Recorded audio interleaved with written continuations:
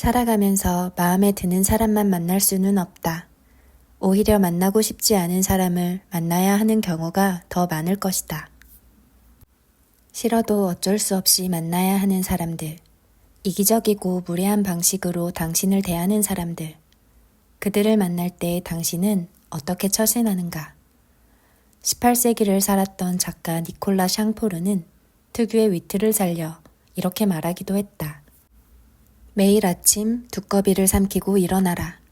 이런 마음이라면 그날 하루 우리에게 역겨움을 안겨다 줄 인간들을 상대하는 데 도움이 될 것이다.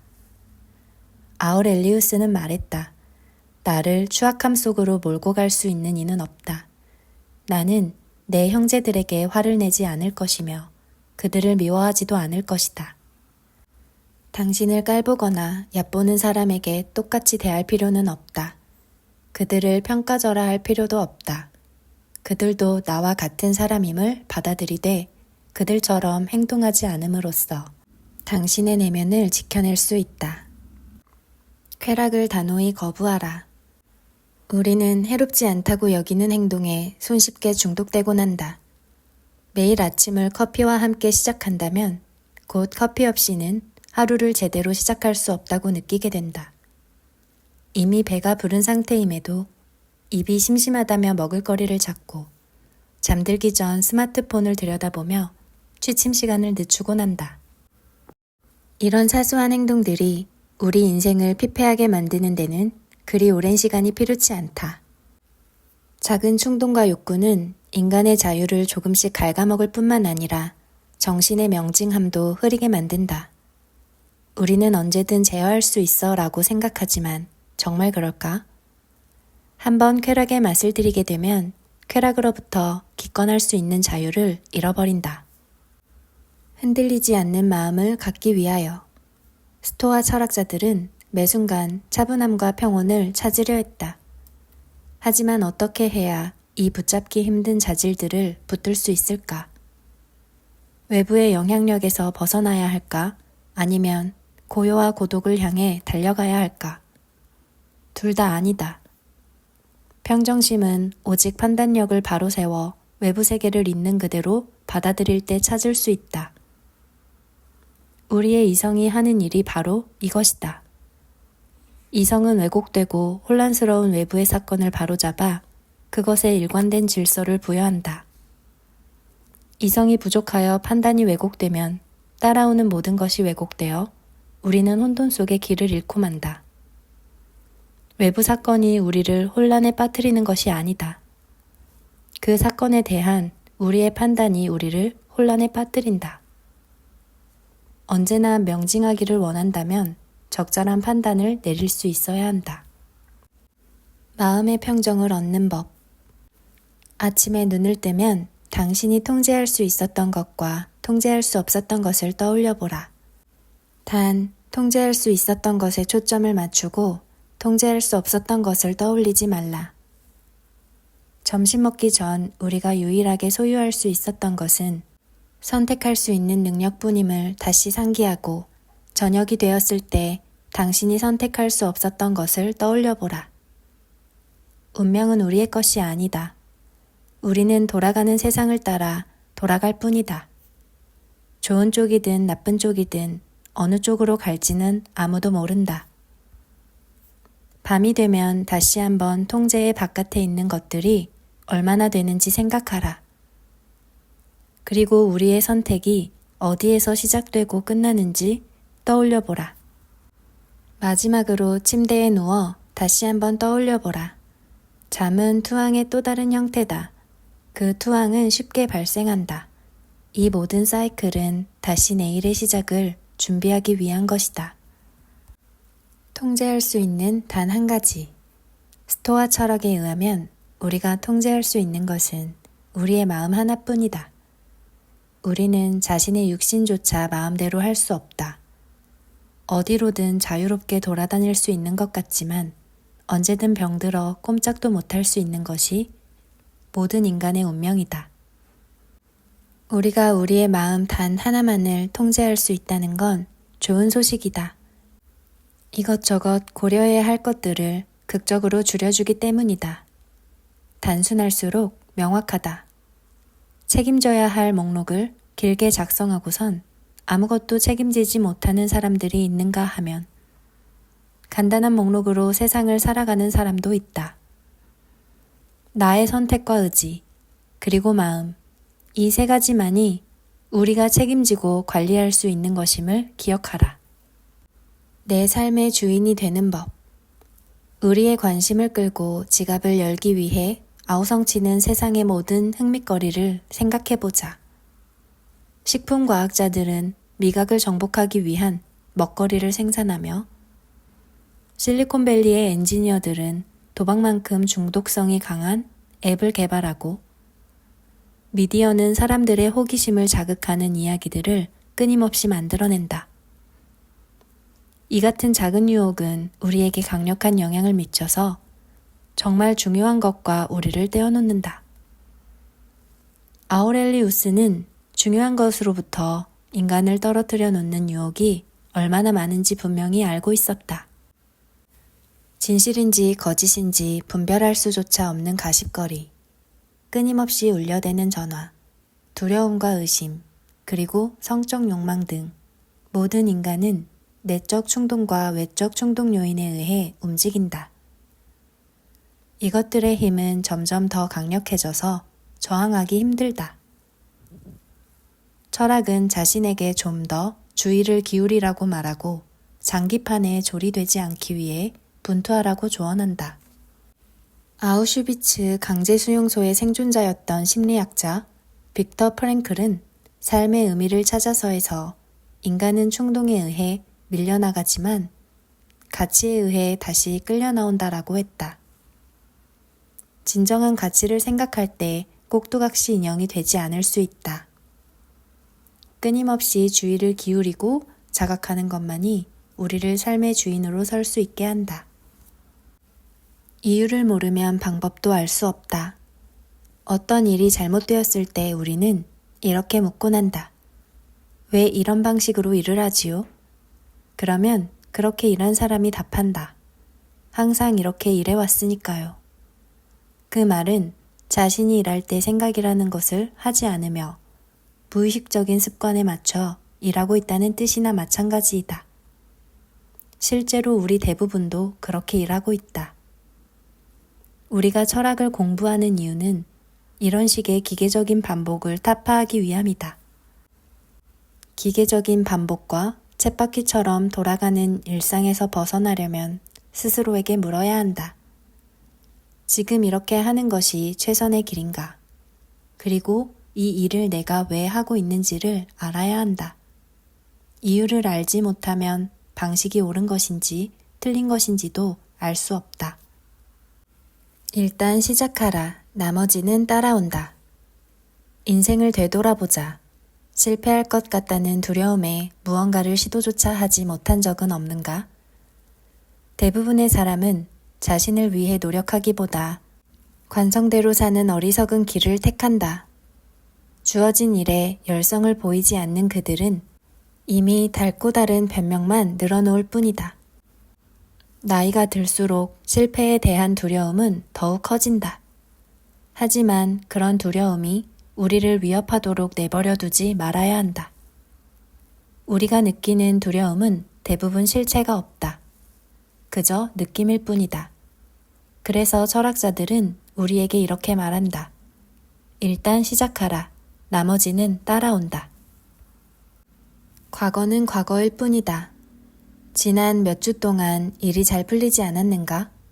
당신이 굳건히 지켜오던 도덕적 원칙과 신념이 흐려지는 일을 겪었는가? 걱정하지 말자. 모두에게 일어날 수 있는 일이다. 아우렐리우스 황제도 예외는 아니었다.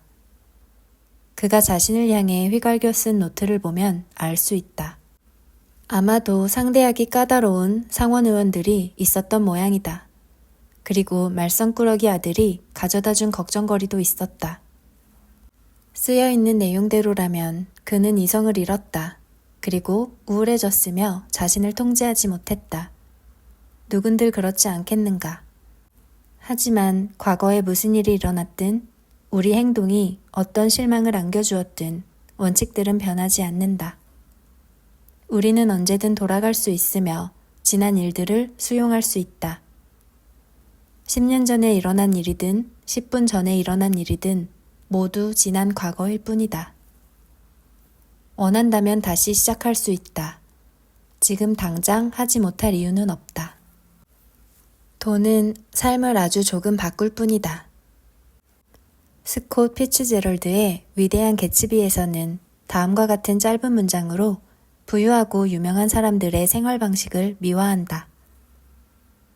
자네에게 아주 유명한 갑부의 이야기를 들려주겠네. 그들은 우리와는 아주 다른 사람들이지. 책이 출간되자 해밍웨이가 피츠제럴드에게 놀림조의 답장을 보냈다. 맞아, 그들은 그냥 돈이 좀 많지.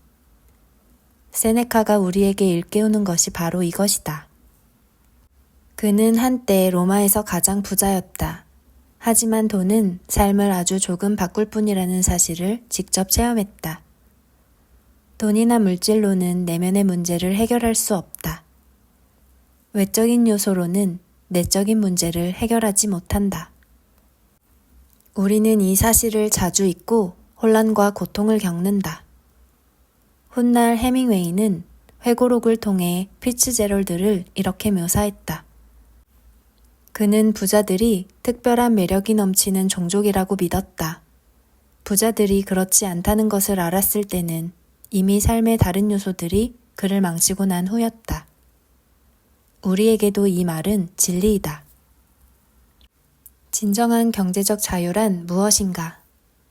워렌 버핏이 소유한 자산의 가치는 대략 65조 달러이다. 그런데도 그는 1958년에 사들인 집에서 산다. 매년 수백만 달러를 벌어들이는 운동선수 존 어쉘도 매우 검소하게 생활한다. 버핏도 어쉘도 이런 생활 방식을 갑자기 바꾸지는 않을 것이다. 이들에게는 금전적인 문제란 대수롭지 않은 것이기 때문이다. 생활 방식은 가치관을 반영한다. 더 많이 갖고자 열망하고 더 많은 수입과 더 많은 성취를 갈망할수록 실제 삶을 즐길 가능성은 줄어든다. 이들은 검소한 생활이 가져다주는 자유의 의미를 누구보다 잘 알고 있는 사람들이다. 작은 일에 최선을 다하라. 좋은 사람이라는 평판은 그가 한 말 때문이 아니라 그가 행한 바람직한 행동 때문에 만들어진다. 이는 마법 같은 단 한 번의 행동이 이루어내는 것이 아니라 바람직한 선택의 누적이 만들어내는 것이다. 정확한 시간에 일어나고 잠자리에 들며 유혹에 저항하고 자신에게 투자하면서 자기 일을 하는 것. 그럼에도 실수를 하지 않으려는 노력. 개별적인 행동은 작은 것들이지만 누적된 영향력은 절대 작지 않다. 오늘 우리 앞에 놓인 여러 선택에 대해 생각해보자. 어느 것이 옳은 선택인지, 어떤 것이 쉬운 선택인지 알 수 있는가? 옳은 것을 선택하라. 그리고 이 작은 것들이 누적되면 변화를 향해 어떻게 나아가는지 지켜보라. 눈 앞에 있는 일에 집중하라. 현대인들은 너무 많은 생각을 한다. 이제 그만 우리 앞에 놓인 것에만 집중하도록 하자. 뉴 잉글랜드 패트리어츠 구단의 감독 빌 벨리칙 또한 팀의 선수들에게 그렇게 이야기했다. 나가서 자네들 할 일을 하게. 우리는 로마인처럼 훌륭한 군인처럼 기술을 갈고 닦는 장인처럼 수많은 장애물 앞에서 다른 사람을 신경 쓰지 않고 묵묵히 나의 길을 걸어갈 수 있어야 한다. 아우렐리우스는 마지막인 것처럼 주어진 과제에 도전하라고 했다.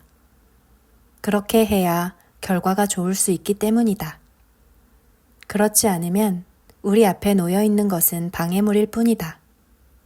사념이 끼어들지 않는 한 우리에게 주어진 과제는 언제나 단순하다. 모든 것을 알 필요는 없다. 과잉 연결된 사회에서 살아가는 현대인에게 가장 큰 영향력을 미치는 것은 미디어다. 현대인은 시청률이 높은 텔레비전 프로그램을 시청하고 세심하게 선별된 뉴스를 따라가며 이를 통해 삶에 도움이 될 만한 정보를 주고받는 것을 무슨 계명처럼 받아들이는 듯하다. 하지만 이런 것들이 정말로 필요한가? 이것들은 권력이 우리에게 강제하는 의무인가? 아니면 다른 사람에게 어리석게 보일 것 같은 두려움 때문에 알고 있어야 하는가? 정보를 알고 있다는 게 삶에 큰 영향을 미치지는 않는다. 얼마나 많은 시간과 에너지, 그리고 지적 능력을 동원해야 미디어 소비를 극적으로 줄일 수 있을까? 매일 쏟아지는 스캔들, 긴급 속보, 잠재적 위협에 더 이상 흥분하지도 분노하지도 않으려면 얼마나 더 휴식을 취해야 할까? 가속 페달에서 발을 떼라.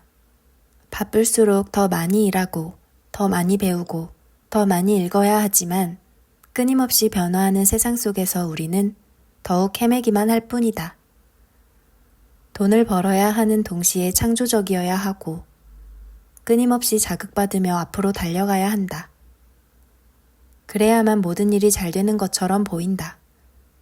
하지만 그럴수록 철학적 삶과는 멀어진다. 길을 잃고 헤매는 삶을 사는 사람은 스트레스가 쌓이고 감당할 수 없을 정도로 심각한 우울증에 빠지며 정작 삶에서 중요한 것들을 잊어버린다. 궁극적으로 이는 지적인 태만이다. 그 결과 현대인들은 트라우마 덩어리가 되어 있다. 이럴 때 스스로에게 제동을 거는 것만큼 중요한 것은 없다. 가속 페달에서 발을 떼고 관성에서 벗어나야 한다. 스토아 철학은 영혼을 위한 처방전이다. 철학만이 현대사회의 병리로부터 우리를 구제할 수 있으며 삶의 활력을 되찾아줄 수 있다. 이 실천적인 사상으로 우리를 치유하자. 시작하는 마음. 사업을 시작하는 것만큼 격렬한 감정을 불러일으키는 일은 없다. 모두들 최대의 보상을 기대하면서 뛰어든다. 헤아릴 수 없는 많은 시간을 바치고 수없이 위험을 무릅쓰며 자신의 모든 것을 투자하는 이유가 여기에 있다. 그렇다면 나의 일상을 위해서도 사업을 일궈나가는 것과 동일한 정성을 기울여야 하지 않을까? 우리는 이런 믿음으로 사업을 시작한다. 이제 시작이야. 조금씩 자리를 잡아나가게 될 거야. 시간이 지나면 파트너도 직원과 고객도 늘어날 것이고 투자가들이 우리를 알아보게 되고 자산도 불어날 거야. 사업이 번창할 것이라 믿는 것처럼 자신이 발전할 수 있다고 믿는 것이 이상한 일인가? 우리에게는 그만한 열정이 있어야 한다. 불안은 어디에서 오는가? 늦은 시각에 귀가하는 딸을 노심초사하며 기다리는 아버지가 원하는 것은 무엇일까? 세상은 언제나 안전해야 한다는 것일까? 격분한 여행객이 바라는 것은 무엇일까? 여행하는 동안 날씨는 항상 쾌청하고 교통편은 자신이 원할 때 출발할 수 있도록 준비되어야 한다는 것일까? 신경이 날카롭게 곤두선 투자가는 무엇을 바라는가? 시장 상황은 유동적이지만 수익은 항상 남아야 한다는 것일까? 위에 든 예시의 공통점은 모두 자신이 원하는 대로 통제할 수 없는 상황이 변하기를 바란다는 점이다. 통제 밖의 것을 바라지 말라. 불안과 초조에 시달리느라 신경질적으로 변한 우리는 걱정과 불안으로 고통받는다. 시계의 초침을 응시하고 비가 내리는 하늘을 노려보고 교통 상황을 체크하고 주식시장의 상황판을 바라보면서 통제할 수 없는 것이 바뀌길 바라는 것은 신이 우리의 세속적인 소원을 들어줄 것이라 믿는 것과 다르지 않다. 걱정에 사로잡힐 때 스스로 질문을 던져라. 나의 내면이 실타래처럼 꼬인 이유는 무엇인가? 나의 불안은 통제할 수 있는 것인가? 그러고 다시 이렇게 물어라. 지금 이 불안이 나에게 조금이라도 도움이 되는가? 아무런 반응을 보이지 말라. 마음의 평정을 뒤흔들어 놓는 것들을 생각해보자. 당신의 뒤에서 수군거리는 사람들, 의식하지 못하는 사이에 저질러버린 실수들, 알지 못하는 사이에 잃어버린 것들. 이와 같은 상황에서 우리는 어떤 반응을 보여야 할까? 아무런 반응도 보일 필요가 없다. 왜냐면 우리는 그 상황을 모르기 때문이다. 바꿔 말하자면 부정적인 사건에 대해서는 우리가 판단을 유보할 수 있다는 말이다. 우리는 사건에 돌발적으로 판단하지 않는 능력을 길러야 한다. 특히 어떤 판단이 우리를 공격적으로 만든다면 더욱 그렇다. 아무런 생각도 하지 않는 능력을 훈련하라. 심지어 그런 사건이 일어나지 않은 것처럼 행동할 수 있어야 하며 결코 들어본 적이 없는 것처럼 행동할 수 있어야 한다. 그런 것들이 나와 무관하고 존재하지 않는 것처럼 행동해야 한다. 그것만이 마음의 평정을 흔들어 놓는 사건들의 힘을 약화시킬 수 있다. 절제의 기쁨. 절제는 의심할 필요도 없이 어려운 일이다. 현대사회에서 즐거움을 거부하는 것은 마치 삶을 거부하는 것처럼 보인다. 하지만 즐거움이라고 다 같은 즐거움이 아니다. 즐거움에는 두 종류의 즐거움이 있다. 즐기고 난 후에도 기분이 좋은 즐거움과 즐기고 난 후에 반드시 후회하는 즐거움. 당신의 삶에는 어느 쪽의 즐거움이 더 많은가? 욕망에 저항하는 것보다 욕망을 채우는 것이 상황을 악화시킬 수 있다는 것을 이해하게 되면 충동은 그 호소력을 잃게 된다. 유혹에 굴복하는 순간 매일이 괴로워지고 결국에는 자신을 혐오하게 된다. 절제한다는 것이 반드시 고통을 수반하는 것은 아니다. 유혹은 후회로 변모하고 절제는 진실한 기쁨이 된다. 인생의 만찬을 즐기는 법. 이제부터 간절히 바라는 것이 있을 때 에픽테토스가 말한 인생의 만찬 비유를 상기하자. 어떤 것을 갖기 위해 잔뜩 흥분했다면 그것이 테이블 저쪽 편에 놓여 있는 것은 아닌지, 다른 사람의 접시 위에 있는 음식을 움켜쥐려는 것은 아닌지 생각하자. 그것은 예의가 아니며 불필요한 짓이다. 내 차례가 오기를 기다리는 것이 최선이다. 이 비유를 또 다르게 해석해보자. 예를 들어 아주 멋진 향연에 초대받은 당신에게 눈앞에 펼쳐지는 모든 음식의 풍미를 누릴 수 있는 특권이 주어졌다. 하지만 건강을 생각한다면 제공되는 음식과 음료를 지나치게 욕심껏 먹어서는 안 되고 향연이 끝난 후에는 주인이 청소하는 것을 도와야 한다. 그리고 훗날 당신이 주인이 되어 받은 것을 되돌려 주어야 한다. 인생의 만찬은 그렇게 즐기는 것이다.